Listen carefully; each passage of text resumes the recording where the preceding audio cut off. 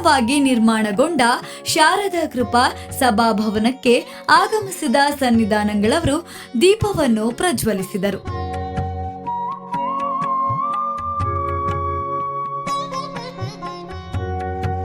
ದೇವಾಲಯದ ಮುಖ್ಯಸ್ಥರು ಸನ್ನಿಧಾನಗಳವರ ಪಾದ ಪೂಜೆಯನ್ನು ಮಾಡಿ ಶ್ರೀಗಳ ದಿವ್ಯ ಆಶೀರ್ವಾದಕ್ಕೆ ಪಾತ್ರರಾದರು.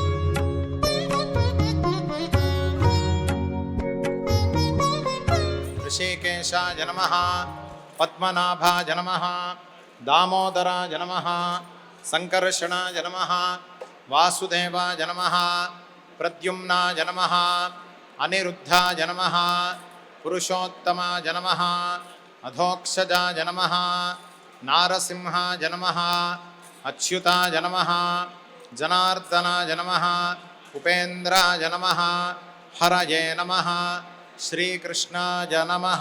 ಶ್ರೀಮದಾಚಾರ್ಯ ಚರಣಾರವಿಂದಾಭ್ಯಾಂ ನಮಃ. ನಾಮ ಪೂಜಾಂ ಸಮರ್ಪಯಾಮಿ. ತಗೊಳ್ಳಿ. ವನಸ್ಪತಿರಸೋತ್ಪನ್ನೋ ಗಂಧಾಢ್ಯೋ ಗಂಧೋತ್ತಮಃ ಆಘ್ರೇಯ ಸರ್ವದೇವಾನಾಂ ಧೂಪೋಯಂ ಪ್ರತಿಗೃಹ್ಯತಾಂ ಧೂಪಮಾಘ್ರಾಪಯಾಮಿ. ಭಕ್ತ್ಯಾ ದೀಪಂ ಪ್ರಯಚ್ಛಾಮಿ ದೇವಾಯ ಪರಮಾತ್ಮನೆ. ತ್ರಾಹಿಮಾಂ ನರಕಾದ್ಘೋರ ದಿವ್ಯಜ್ಯೋತಿರ್ನಮೋಸ್ತುತೇ. ದೀಪಂ ದರ್ಶಯಾಮಿ. ಧೂಪದೀಪಾನಂತರಂ ಆಚಮನೀಯಂ ಸಮರ್ಪಯಾಮಿ. ಹೀಗೆ ಫಲಸಮಾಯುಕ್ತಂ ನಾಗವಲ್ಲೀಧರೇರ್ಧಂ ಚೂರ್ಣಕರ್ಪೂರಸಂಯುಕ್ತಂ ತಾಂಬೂಲಂ ಪ್ರತಿಗೃಹ್ಯತಾಂ. ಶ್ರೀಮದಾಚಾರ್ಯ ಚರಣಾರವಿಂದಾಭ್ಯಾಂ ನಮಃ. ಪೂಗೀಫಲ ತಾಂಬೂಲಂ ನಿವೇದಯಾಮಿ. ನಿಂತ್ಕೊಳ್ಳಿ, ಮಂಗಳಾರತಿ ಮಾಡ್ಬೋದು. ಓಂ ಸೋಮೋ ವಾ ಏತಸ್ಯ ರಾಜ್ಯಮಾದತ್ತೇ ಯೋ ರಾಜಾ ಸನ್ರಾಜ್ಯೋ ವಾ ಸೋಮೇನ ಯಜತೆ ದೇವಸುವಾಮೇತಾನಿ ಹವೀಗುಂಷಿ ಭವಂತಿ ಏತಾವಂತೋ ವೈ ದೇವಾನಾಗುಂ ಸವಾಃ ತಯೇವಾಸ್ಮೈ ಸವಾನ್ ಪ್ರಯಚ್ಛಂತಿ ತ ಏನಂ ಪುನಃ ಸುವಂತೆ ರಾಜ್ಯಾಯ ದೇವಸೂರಾಜ ಭವತಿ. ಶ್ರೀಮದಾಚಾರ್ಯ ಚರಣಾರವಿಂದಾಭ್ಯಾಂ ನಮಃ. ಕರ್ಪೂರಮಂಗಳ ನೀರಾಜನಂ ದರ್ಶಯಾಮಿ. ಆರತಿ ತಗೊಳ್ಳಿ. ರಕ್ಷಾಂ ಧಾರಯಾಮಿ. ಹರ ನಮಃ ಪಾರ್ವತೀ ಪತಯೇ ಹರ ಹರ ಮಹಾದೇವ. ಕೈ ತೊಗೊಳ್ಳಿ. ಯೋ ವೇದಾದೋ ಸ್ವರಃ ಪ್ರೋಕ್ತೋ ವೇದಾಂತೆ ಚ ಪ್ರತಿಷ್ಠಿತಃ ತಸ್ಯ ಪ್ರಕೃತಿ ವೀತರಾಗಂ ವಿವೇಕಿನಂ ವಂದೇ ವೇದಾಂತ ತತ್ವಜ್ಞಂ ವಿಧುಶೇಖರ ಭಾರತೀಂ.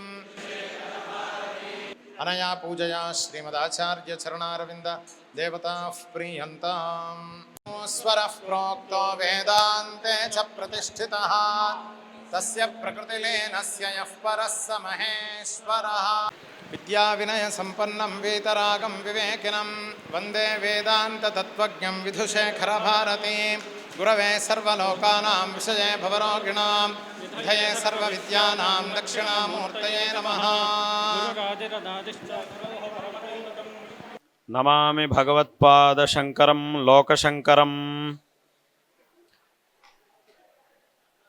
ನಮ್ಮ ಸನಾತನ ವೈದಿಕ ಧರ್ಮದ ಉದ್ಧಾರಕರಾದ ಜಗದ್ಗುರು ಶ್ರೀಮದ್ ಆದಿಶಂಕರ ಭಗವತ್ಪಾದಾಚಾರ್ಯರು ಉಪದೇಶ ಮಾಡಿರ್ತಕ್ಕಂತಹ ಮಾತಿನ ಅನುಸಾರವಾಗಿ ಈ ಮನುಷ್ಯ ಜನ್ಮ ಅನ್ನೋದು ಅತ್ಯಂತ ದುರ್ಲಭವಾದಂತಹದ್ದು. ಇಂತಹ ಮನುಷ್ಯ ಜನ್ಮವು ನಮಗೆ ಪ್ರಾಪ್ತವಾದಾಗ ಇದನ್ನು ಕೇವಲ ನಡೆಸುವಂತಹ ಪ್ರಯತ್ನವನ್ನು ಮಾತ್ರ ಮಾಡದೆ ಇದನ್ನು ಸಾರ್ಥಕ ಮಾಡಿಕೊಳ್ಳುವಂತಹ ಪ್ರಯತ್ನವನ್ನು ಎಲ್ಲರೂ ಸಹ ಮಾಡಬೇಕು. ಮನುಷ್ಯ ಜೀವನವನ್ನು ನಡೆಸಬೇಕು ಅಂತಂದರೆ ಅದಕ್ಕೆ ಲೌಕಿಕವಾಗಿ ಒಂದಿಷ್ಟು ಕೆಲಸಗಳು ಅದನ್ನೆಲ್ಲ ಮಾಡಿದರೆ ಸಾಕು. ಒಂದಿಷ್ಟು ವಿದ್ಯಾಭ್ಯಾಸ ಮಾಡುವುದು, ಏನೋ ಒಂದು ಕೆಲಸ ಮಾಡುವುದು, ಅದರಿಂದ ಒಂದಿಷ್ಟು ಸಂಪಾದನೆ ಮಾಡುವುದು, ಜೀವನಕ್ಕೆ ಬೇಕಾದಂತಹ ವ್ಯವಸ್ಥೆಗಳನ್ನೆಲ್ಲ ಮಾಡಿಕೊಂಡ್ರೆ ಅದರಿಂದ ಮನುಷ್ಯನ ಜೀವನ ನಡೆಯುತ್ತೆ. ಆದರೆ ಅದರಿಂದ ಮನುಷ್ಯನ ಜೀವನ ಸಾರ್ಥಕ ಆಗುವುದಿಲ್ಲ. ಮನುಷ್ಯನ ಜೀವನ ನಡೆಸುವುದು ಬೇರೆ, ಇದನ್ನು ಸಾರ್ಥಕ ಮಾಡಿಕೊಳ್ಳುವುದು ಬೇರೆ. ನಡೆಸಲಿಕ್ಕೆ ಈಗ ಹೇಳಿದಂತಹ ಕೆಲಸಗಳನ್ನು ಮಾಡಿದರೆ ಸಾಕು, ಆದರೆ ಇದನ್ನು ಸಾರ್ಥಕ ಮಾಡಿಕೊಳ್ಳಬೇಕು ಅಂತಂದರೆ ಅದಕ್ಕೆ ಇರತಕ್ಕಂತಹ ಏಕಮಾತ್ರವಾದ ಮಾರ್ಗ ಅಂತಂದರೆ ಧರ್ಮಾಚರಣೆ. ಧರ್ಮದ ಆಚರಣೆಯನ್ನು ಮಾಡಿದಾಗ ನಮ್ಮ ಜೀವನ ಸಾರ್ಥಕ ಆಗುತ್ತೆ. ಏನೋ ಒಂದಿಷ್ಟು ವಿದ್ಯಾಭ್ಯಾಸ ಮಾಡಿದ್ದೀವಿ, ಒಂದಿಷ್ಟು ಸಂಪಾದನೆ ಮಾಡಿದ್ದೀವಿ, ಜೀವನಕ್ಕೆ ಬೇಕಾದ ವ್ಯವಸ್ಥೆಗಳನ್ನೆಲ್ಲ ಮಾಡಿಕೊಂಡ್ರೆ ಅದರಿಂದ ಕೇವಲ ನಮ್ಮ ಜೀವನ ನಡೆಯುತ್ತೆ ಕೊನೆ ತನಕ ಚೆನ್ನಾಗಿ ನಡೆಯುತ್ತೆ, ಅದರೊಳಗೇನು ಸಂದೇಹ ಇಲ್ಲ. ಆದರೆ ಆ ನಂತರ ನಮ್ಮ ಜೀವನಕ್ಕಾಗಿ ನಾವಿಲ್ಲಿ ಮಾಡಿಕೊಂಡಿರ್ತಕ್ಕಂತಹ ವ್ಯವಸ್ಥೆಗಳೆಲ್ಲ ಏನೇನಿವೆಯೋ ಇದು ಯಾವುದನ್ನು ನಮ್ಮ ಜೊತೆಗೆ ನಾವು ತಗೊಂಡು ಹೋಗ್ಲಿಕ್ಕಾಗುವುದಿಲ್ಲ. ನಮ್ಮ ಜೊತೆಗೆ ನಾವು ತಗೊಂಡು ಹೋಗಲಿಕ್ಕೆ ಸಾಧ್ಯ ಆಗುವಂತಹ ಏಕಮಾತ್ರ ವಸ್ತು ನಾವು ನಮ್ಮ ಜೊತೆಗೆ ತಂದಿದ್ದು ಮತ್ತು ನಮ್ಮ ಜೊತೆಗೆ ತಗೊಂಡು ಹೋಗುವಂತಹದ್ದು. ಅಂತಹ ಏಕಮಾತ್ರ ವಸ್ತು ಅಂತಂದರೆ ನಾವು ಮಾಡಿರ್ತಕ್ಕಂತಹ ಧರ್ಮಾಚರಣೆಯಿಂದ ಸಂಪಾದನೆ ಮಾಡಿದ ಪುಣ್ಯ.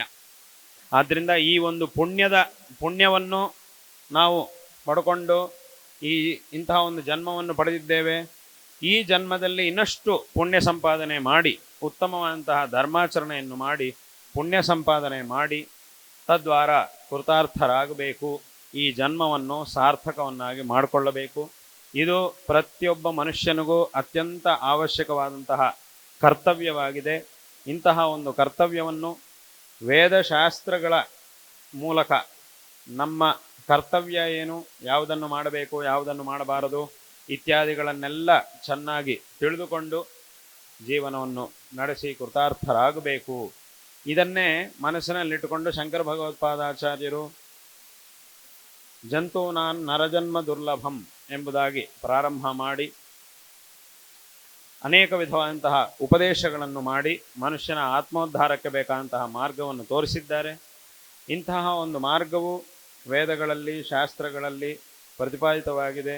ಹಾಗಾಗಿ ಈ ರೀತಿಯಾದಂತಹ ಒಂದು ಮಾರ್ಗವನ್ನು ಮನುಷ್ಯನ ಆತ್ಮೋದ್ಧಾರಕ್ಕಾಗಿ ನಾವು ಏನು ಮಾಡಬೇಕು, ನಮ್ಮ ಶಕ್ತಿಗನುಸಾರವಾಗಿ ನಾವು ಏನು ಮಾಡಬೇಕು ಅನ್ನುವಂತಹ ವಿಷಯವನ್ನು ವೇದಶಾಸ್ತ್ರಗಳಿಂದ ಅಥವಾ ಆ ವೇದಶಾಸ್ತ್ರಜ್ಞರಿಂದ ಅವರಿಂದ ಈ ಎಲ್ಲ ವಿಷಯಗಳನ್ನು ತಿಳ್ಕೊಂಡು ನಮ್ಮ ಜೀವನವನ್ನು ಸಾರ್ಥಕ ಮಾಡಿಕೊಳ್ಳಬೇಕು ಅನ್ನುವಂತಹ ಒಂದು ವಿಷಯವನ್ನು ಈ ಸಂದರ್ಭದಲ್ಲಿ ಹೇಳಬಯಸ್ತಾ ಇದ್ದೇವೆ.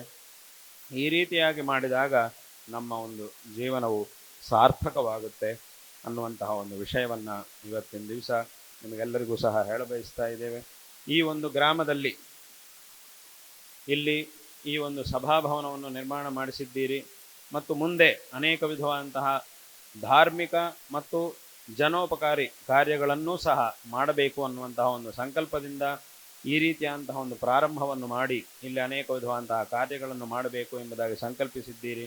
ಅದಕ್ಕೆ ನಾವು ಅತ್ಯಂತ ಸಂತೋಷ ಪಡ್ತಾ ಇದ್ದೇವೆ. ಈಗಾಗಲೇ ನೀವು ಅವರು ಹೇಳಿದ ಹಾಗೆ ಹಿಂದೆ ಈ ಮಹಾರುದ್ರ ಅನುಷ್ಠಾನ ಇತ್ಯಾದಿ ಧಾರ್ಮಿಕ ಆಚರಣೆಗಳೂ ಸಹ ಆಗಿವೆ. ಇದು ಅತ್ಯಂತ ಸಂತೋಷಕರವಾದಂತಹ ಒಂದು ವಿಷಯ ಮತ್ತು ಇಲ್ಲಿಯ ಜನರ ಒಂದು ಉಪಕಾರಕ್ಕಾಗಿಯೂ ಸಹ ಬೇರೆ ಬೇರೆ ರೀತಿಯಂತಹ ಕೆಲವು ಕೆಲಸಗಳನ್ನು ಸಹ ಮಾಡಬೇಕು ಅಂತ ಸಂಕಲ್ಪ ಮಾಡಿದ್ದೀರಿ.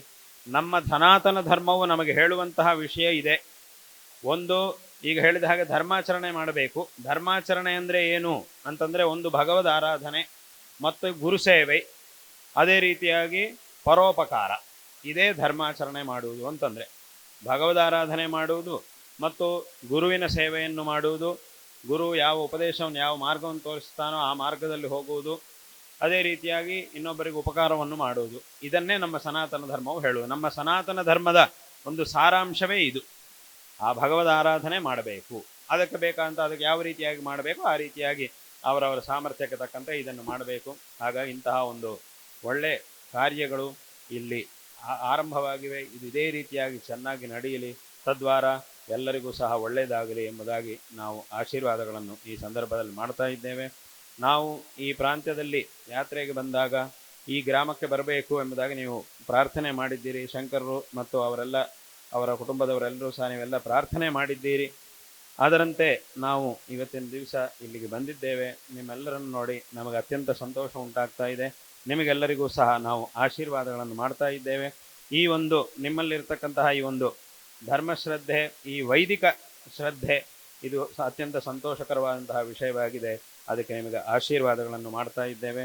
ಅದೇ ರೀತಿಯಾಗಿ ಇವತ್ತಿನ ದಿವಸ ಇಲ್ಲಿಗೆ ಆಗಮಿಸಿರ್ತಕ್ಕಂಥವರು ವೇದ ವಿದ್ವಾಂಸರು, ವೇದ ಪಂಡಿತರು ಸಹ ಇಲ್ಲಿಗೆ ಆಗಮಿಸಿದ್ದೀರಿ. ಅವರಿಗೂ ಸಹ ನಾವು ನಾರಾಯಣ ಸ್ಮರಣಪೂರ್ವಕವಾಗಿ ಆಶೀರ್ವಾದಗಳನ್ನು ಮಾಡ್ತಾ ಎಲ್ಲ ಭಕ್ತರಿಗೂ ಸಹ ಎಲ್ಲ ಭಕ್ತ ಜನರಿಗೂ ಆಶೀರ್ವಾದಗಳನ್ನು ಮಾಡಿ ಈ ಮಾತುಗಳನ್ನು ಇಲ್ಲಿ ಉಪಸಂಹಾರ ಮಾಡ್ತೇವೆ. ಹರ ನಮಃ ಪಾರ್ವತೀಪತಯೇ ಹರ ಹರ ಮಹಾದೇವ.